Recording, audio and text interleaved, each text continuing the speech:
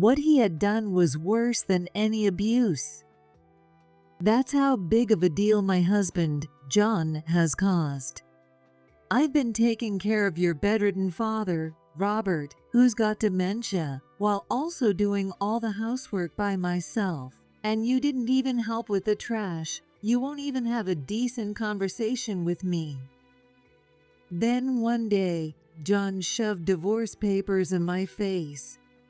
Why? I don't get it. I yelled out my raw, honest feelings, and John sneered. I'd rather be with someone like Catherine who is classy, sexy, and has everything you don't. I'm cutting ties with this broken family. I'm a rich man now. Apparently, John had a younger lover who's a CEO of a company, and they're planning to run off together. How could he betray me like this? And not only did he say this to my face, but I was in Robert's room, and Robert, his own father, heard everything. John's packing up, leaving the house, and I can't go out and get a job that can support us, especially not with Robert here needing care. And I don't know a thing about social services. I'm in a real bind. I clung to Robert's bed, helpless. How on earth am I supposed to live without any income, taking care of bedridden Robert? As I was despairing, Robert, who's supposed to be suffering from dementia, burst out laughing. Robert? I can't wait for the next shareholders meeting. What? My name is Linda. I'm a 42-year-old housewife. I used to be a go-getter career woman, but when I married John, also 42, I decided to stay home. From the start, his parents liked me, and we all got along well. But despite John proposing that I stay home, we started to drift apart. He didn't understand my hobbies, and our personalities were complete opposites. I couldn't figure out why, but naturally, John and I grew distant. I had known John was having an affair even when his parents were still alive. What is this? John's phone is filled with women's names. If his parents found out about this. I kept it from his parents, but after his mother passed away. Robert was already bedridden with dementia, and the house was filled with caregiving supplies. Within a few days of the death of my mother-in-law, who loved me so much, John spoke up. At the time, I was by Robert's side. I'm going to live with my lover, so let's get divorced. I'm cutting ties with this broken family. I'm rich now. What about Robert? Are you just going to leave him like this? Do you really want to be with your lover that badly? He is your own father. Shut up. Catherine's got way more classy and sexy than you. You're nothing but a poor, tacky woman with a sharp tongue and no real skills. I should have never married you. You tricked me into this. And now look, what a disappointment. You're just an old hag now. I should have married Catherine from the start. I just got the order wrong. Besides, caregiving is women's work, right? Why don't you just stay here and look after Dad since you don't have a home to go back to anymore? Well, go on. Have a little bonding time with Dad while I'm off living my best life. I chased after John as he packed his things.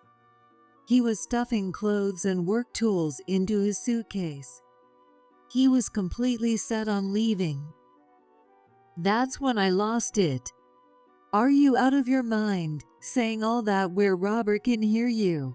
He's the one who raised you. How can you toss him aside so easily, like an old candy wrapper? Don't you have any shame? You're worse than a dog. What do you care? You're boring and we never agree on anything. And your gardening hobby? Total waste of money? I wanted to travel, but you said no because Mom was sick? You ganged up on me with Dad back then. The whole thing's just been a mistake from the start. I'm marrying Catherine. Gotta go meet her parents too. So yeah, I'm leaving and I'm not coming back. Here's the divorce papers. I've already got my part filled out. Not like Dad's got any inheritance anyway. So good luck with him. And with that, John walked out. I was in shock, frozen by how cruel his words were. I went back to Robert's room. Tears I couldn't hold back poured out, and I collapsed, clinging to Robert's bed. My life was ruined by a man like that. He's the kind of guy who doesn't feed the fish once he's caught them. He said all the right things when he proposed, but once we were living together, I became nothing but a nuisance. What has my life even been? It's unbearable. Robert was silent. He's got dementia now. I don't know what to do from here. Then suddenly, Robert started laughing again, louder this time. His laughter was so out of place, I jumped away from his bed. Robert? I can't wait for the next shareholders meeting. What do you mean? There shouldn't be a company anymore. Before Robert developed dementia, he used to run a small manufacturing business.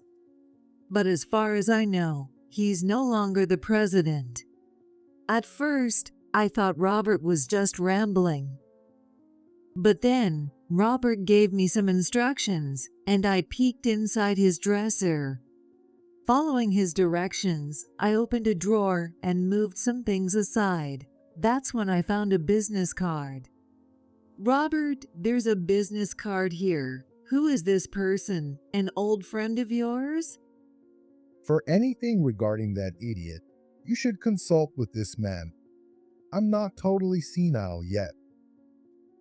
The name on the card read, George Murphy. I've never seen anyone by that name come to the house. I quickly reached out to this George fellow. As I clumsily explained the situation, George abruptly said and hung up. I'll be over to your house right away.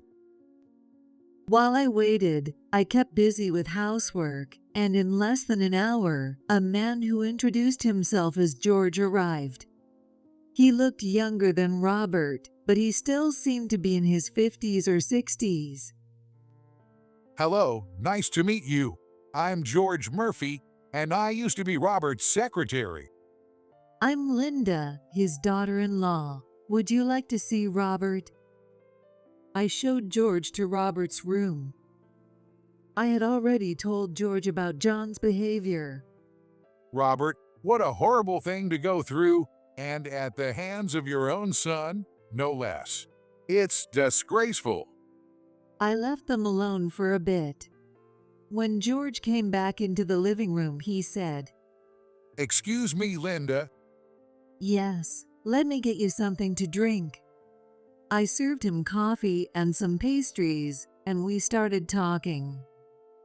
I heard that Robert no longer owns the company. When Robert was still active, I was his secretary. He handed the presidency over to me and became the chairman. Robert was the chairman.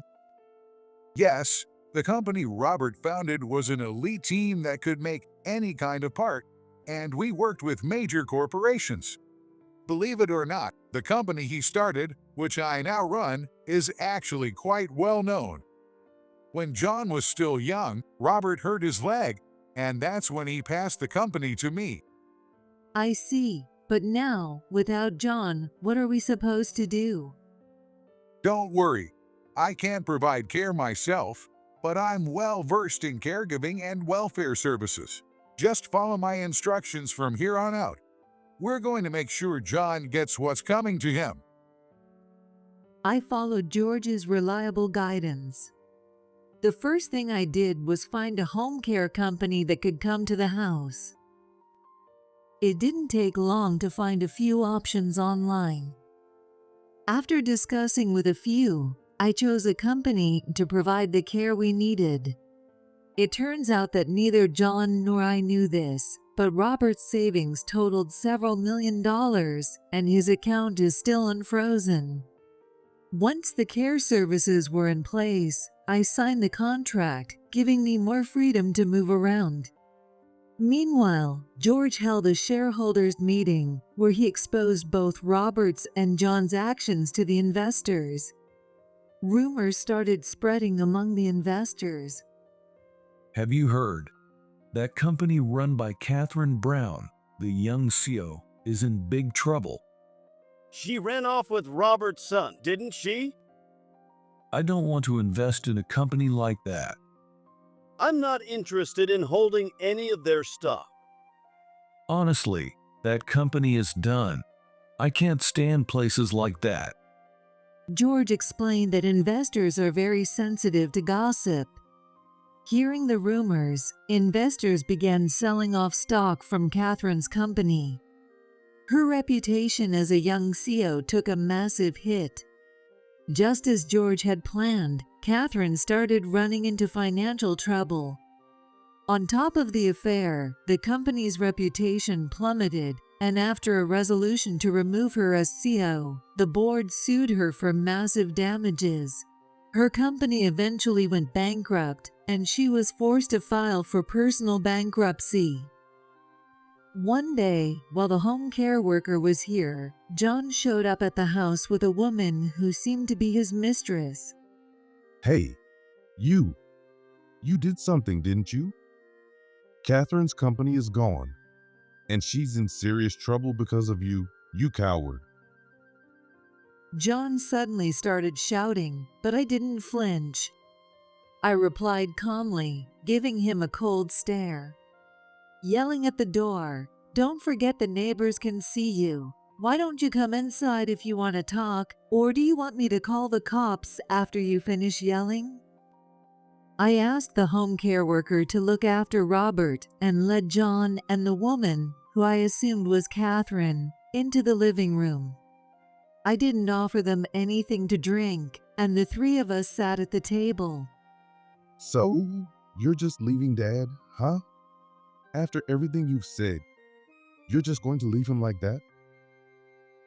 The home care worker is taking care of him. They're way better at it than I am, and more importantly, they understand people. So, what do you want? Didn't you say you were cutting all ties with us? You did something to Catherine's company, didn't you? Excuse me? What are you talking about? The young woman sitting next to John must be Catherine Brown.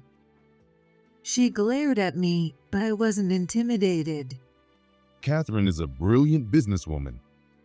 She made 2 or even 3 times my salary, and everything was going great. Then her company got hit by bad rumors. The board filed for damages. Her employees bailed on her, and she ended up bankrupt.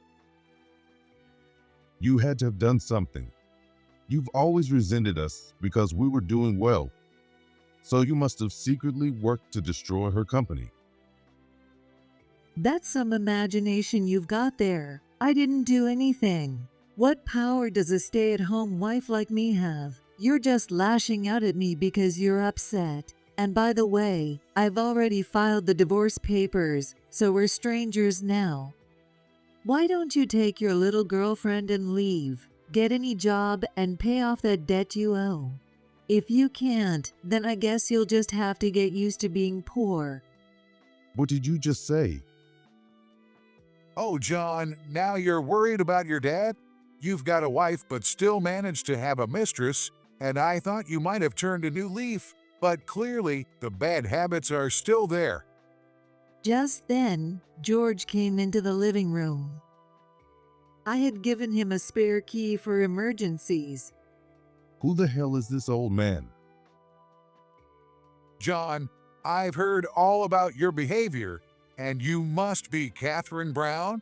I've been waiting to meet you. I'm sure you haven't forgotten the name George Murphy. When George sat down next to me, Catherine started to look scared. Sensing there was more to this, I decided to ask, "George, do you know Catherine?" Yes, she used to work as a clerk at my company, but she was actually a spy for a competitor. She stole confidential information and disappeared. Oh, so Catherine's a thief. I deliberately used a tone that would provoke her. Catherine shot me a look of resentment, tears welling in her eyes. You should be grateful I didn't file a police report, Catherine Brown. Now, John, this is my first time meeting you, but I've heard plenty from your dad. You caused a lot of trouble for your parents when you were a kid and never showed them any respect. Aren't you ashamed of yourself as a man? Who the hell is this guy? And you, Linda? Are you into old men now? Watch your mouth. George's sharp rebuke had an impact like no other. Even I flinched a little. You threw away a wonderful wife for a younger woman, and you're not ashamed? And you abandoned your parents. I heard you didn't even show up to your mom's funeral because you were at the casino. Oh, right. I forgot to introduce myself. I used to be your dad's secretary. Now, I'm the president of his company. My dad's company? That's a lie. That company's been gone for years. Don't try to fool me. My dad told me himself. He doesn't have company anymore. That's because your dad didn't want to hand the company over to you. You caused so much trouble in school and got arrested a bunch of times, and he didn't want such a person to succeed his company. I totally understand how your dad, Robert, felt. A man who abandons a loyal wife or a mistress isn't fit to be president of anything. What did you say? Oh, and I brought these for you too to sign. First, this one. What is it? A pledge. And then this one. What the? A claim for damages. Why are we being sued for damages? We're the victims here. It's her fault. This woman did something to ruin Catherine's company. I'm the one who brought down your company. Linda had nothing to do with it. Or do you just want to blame everything on her? By the way, your employees said Catherine ran the company like a tyrant. If you missed one day, you'd get 3 days pay docked, even if it was for the flu. When they quit, they had to sign a contract not to talk about the company. Your former company is known for things like that. People normally report it, but most just avoid dealing with your toxic business. It's basically a toxic workplace, right? Catherine lowered her head. Seeing that she didn't deny it, it was clear that it was true. I was shocked by how exploitative Catherine's company was. I'd never heard of a place like that. The amount for the damages has been formally estimated by our corporate attorney. There's no padding, and it's not going to be reduced. But we don't have any income anymore. John, aren't you working? Did you quit your job? No. I quit to help Catherine with her company. But then the company started going downhill. So, you quit your job, right? That was your decision. You'll still need to pay the damages. What right do you have to say that? You're not a lawyer. Stop acting like you're so high and mighty. Who do you think you are? Are you trying to insult my company's attorney, John? Since when did you get so important? Now you're going to sign this pledge as well. It's a promise that you'll pay the damages as an adult. You're not a kid anymore, so I'm sure you understand what this means, right, John? Screw this, Catherine. Let's get out of here. We don't need to be here. Yeah.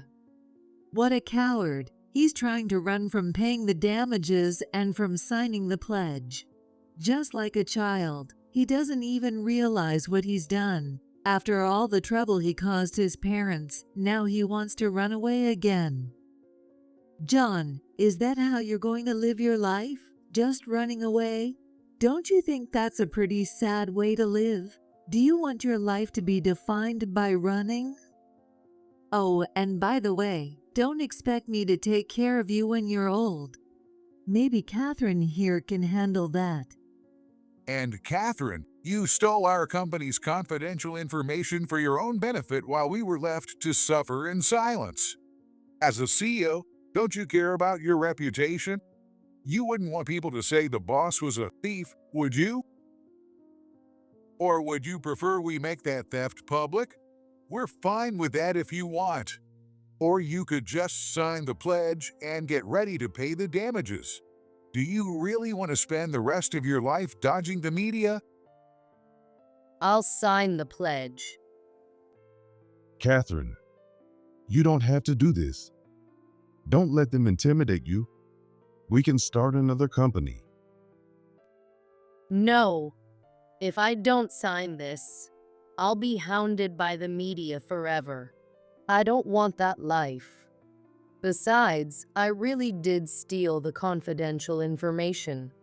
If we get sued and more debt piles up. With that, Catherine signed the pledge. I quickly took it from her before it could be torn up. But we don't have any income. We can't make the payments. That's your problem, not mine. What I need from you and Catherine is the promise to pay. If the payments get delayed, we'll just extend the period. That doesn't concern me. Now, John, sign the pledge too. What are you waiting for? You proposed to me, but you've done nothing but belittle me ever since. The food's bad, the ironing is sloppy, the cleaning and laundry are half done, and on top of that, I'm not thoughtful enough. I'm not your servant. Why should I listen to you like you're giving orders?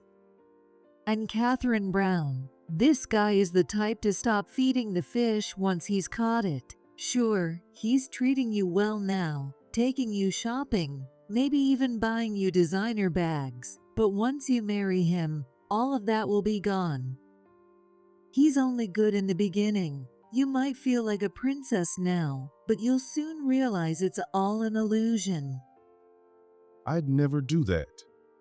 It's all in your head. You're just jealous of Catherine. Catherine, don't listen to her. She's just trying to tear us apart. And this damages amount? It's a lie anyway. Are you still going on about that? I never thought you'd be such a scumbag. I used to doubt all the bad things I heard about you, but now I see they're true. Now, sign the pledge, promise to pay, and get out of here. I don't have time to waste on you two.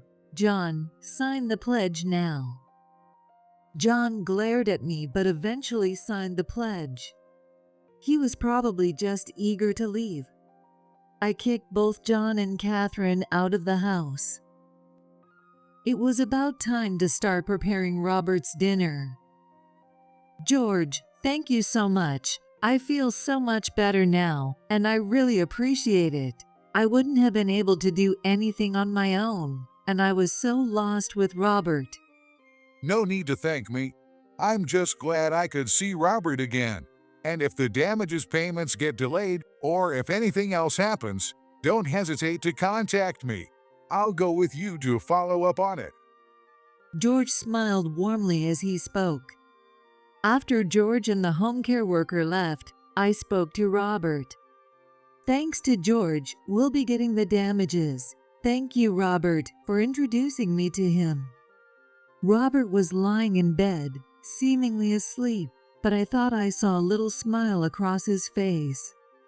2 months later, the damages payments started coming in, likely from some job John had found. I'd been scraping by on savings, so having a steady source of income gave me peace of mind.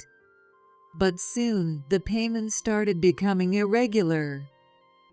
Sometimes they came in monthly, sometimes every other month. It wasn't consistent. I worried that at this rate, my savings might run out. But the payments weren't so delayed that it seemed suspicious, and I had no idea where John and Catherine were living now. I didn't know what to do, so I called George. Is that so? Are the payments unstable? Yes, but it's not like they've stopped entirely, so I'm unsure of how to proceed. Let's go to see John once. I know where he's staying. Let me help you as a way of repaying Robert. Thank you so much. A few days later, I arranged with a home care worker to be away from home for an extended time. I intended to collect the damages from John and Catherine, but I also wanted to see how they were living. They were staying in a rundown apartment that looked like a disaster zone. After explaining the situation to the landlord and getting her permission to enter, we found no one home. However, the place was piled high with trash, like a complete hoarder's house. There was a terrible smell too. This place reeks. I never should have rented to them. The landlord looked completely disheartened. I couldn't blame her. If it were me, I'd have kicked them out for how filthy it was. Looks like they're not here. Maybe they're out working? They'll be back soon. Both George and I were taken aback by the landlord's confidence. How do you know that? Those two work during the day at the grocery store and at night at a nightclub. I've overheard things because they always fall behind on rent. George, what should we do? Ma'am, would you mind if we waited in the parking lot? We'll stay in the car. Sure, go ahead. I was thinking about collecting rent from them myself soon anyway. With the landlord's permission, George and I waited for John and Catherine. Just as he said, they soon arrived. They looked exhausted, walking with hunched backs and gloomy expressions as they entered the apartment. It was strange to me that they were working so hard but still falling behind on payments. George and I went straight to John's place. We knocked on the door. We stayed silent so they wouldn't recognize our voices. Who is it? It was Catherine who answered. Oh, Looks like you're behind on rent again. what do you want?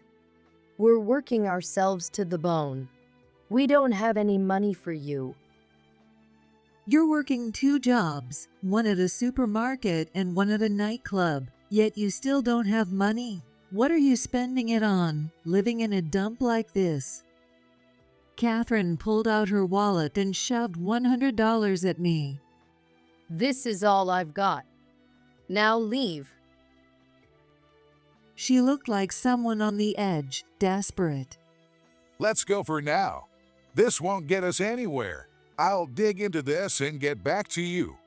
Go home and wait with Robert. George drove me home, and I thanked the home care worker before returning to Robert's care. Later, George discovered that John had been wasting money at casinos. Catherine was involved in something close to prostitution.